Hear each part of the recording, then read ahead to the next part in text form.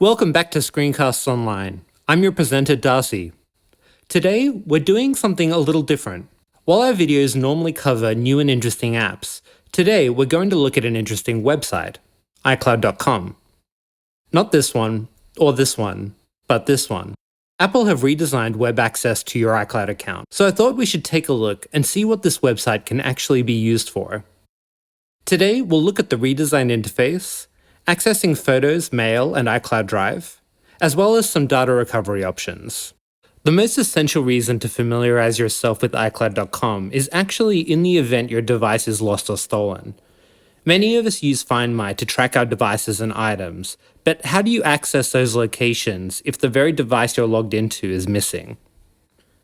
It's a bit of a paradox, but if you can access a web browser anywhere, on anyone's computer, phone, or tablet, you can log into iCloud and find them.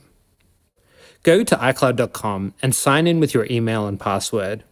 You'll need to memorize these beforehand, so make sure you get started on that today. After logging in, it will ask for a verification code.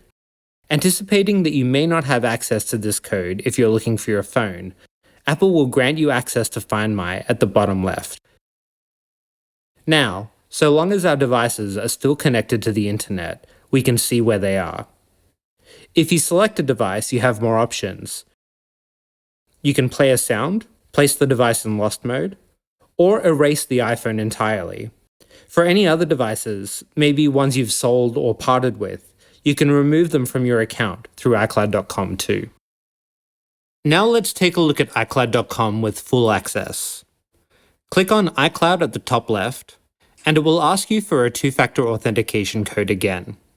If you don't have it handy, click on Do Not Have Verification Code and select Resend. Then log in.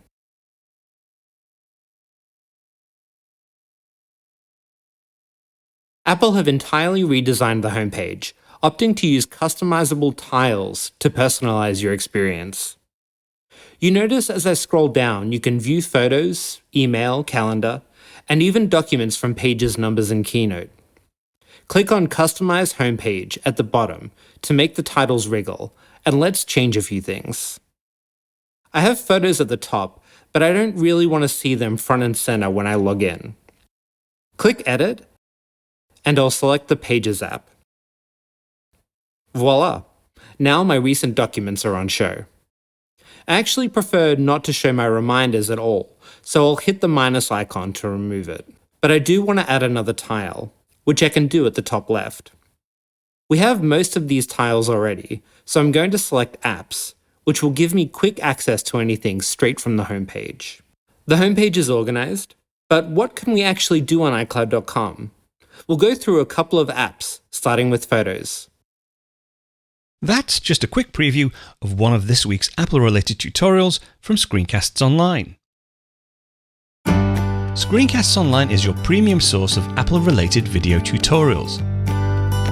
All of our members get access to brand new, up-to-date tutorials each week, as well as unlimited access to our entire video archive full of Mac and iOS-related tutorials. You can stream and download all of our videos on your Mac, iPad and iPhone, and even your Apple TV using the members-only Screencasts Online Apple TV app. Membership also includes a complimentary subscription to the digital Screencasts Online monthly magazine, published each month and packed with videos, articles, reviews, as well as hints and tips covering all aspects of the Mac, iPad, iPhone, and all of the other fantastic Apple products. So, if you're ready to start getting the most out of your Apple devices, visit screencastsonline.com today and become a Screencasts Online member.